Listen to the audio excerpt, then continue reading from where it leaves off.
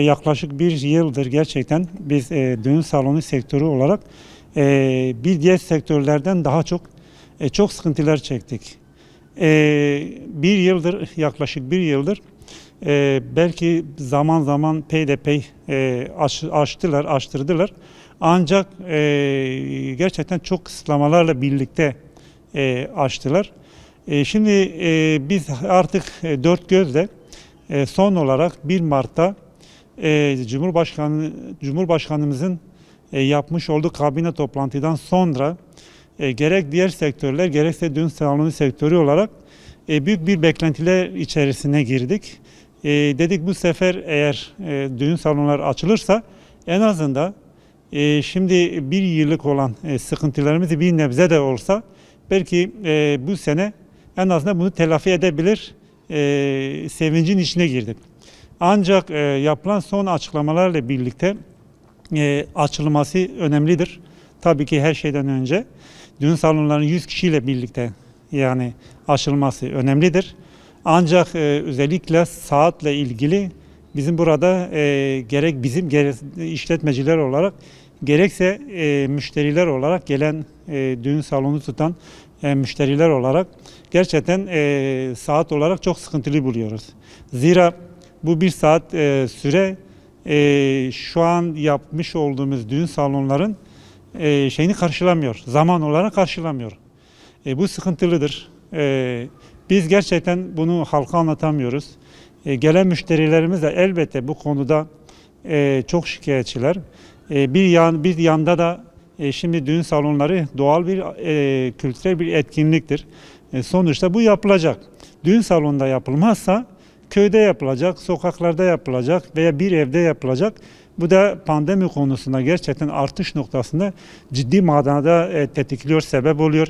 Bir şimdi düğün saloncular olarak biz her tedbiri aldık. Dezenfeksiyon, ateş ölçmeden tut, ondan sonra sosyal mesafede tutun. Yani yasal mevzuatın, yasal prosedürün bize en azından arz ettikleri, emrettikleri şekilde veya talimat geldiği şekilde biz böyle bir düzenleme yaptık.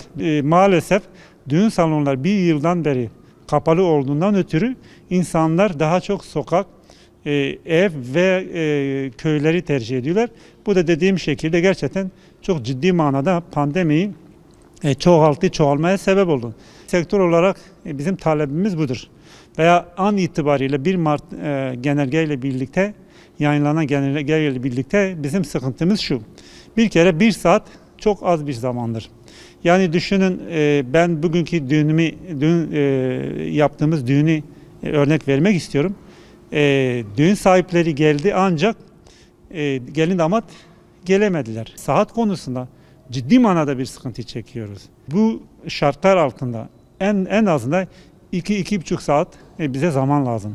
Dolayısıyla burada bizim talebimiz bu saat noktasında biraz bir düzenlemeye gitsinler. En azından bu eğer Türkiye genelinde bakanlıkta böyle bir şey alamazlarsa bizim Batman Valimizin de bizim talebimiz ve ricamız şudur. Zaman konusunda, saat konusunda bize biraz tolerans göstersinler. Biz bir yıldır dedik gerçekten ciddi manada sıkıntılar çektik. Devlete herhangi bir destek alamadık. Kendi ayağımızın üstünde durabildik bugüne kadar.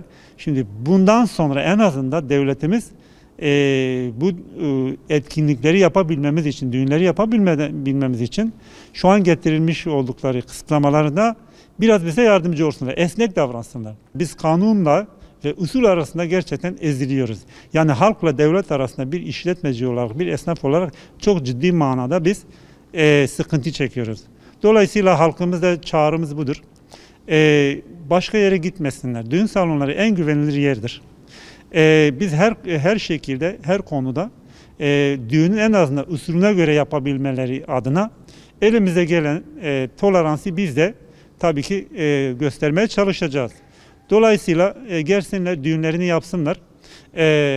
Onlar zaten eski düğünlerde eser kalmadı. Bu bizim halkımız da biliyor. Eskide 1500-400 kişi geliyordu. Şu an zaten sayı sınırlı olduğundan ötürü insanlar da bunu göz önüne bulundurarak zaten buna minimum uyuyorlar.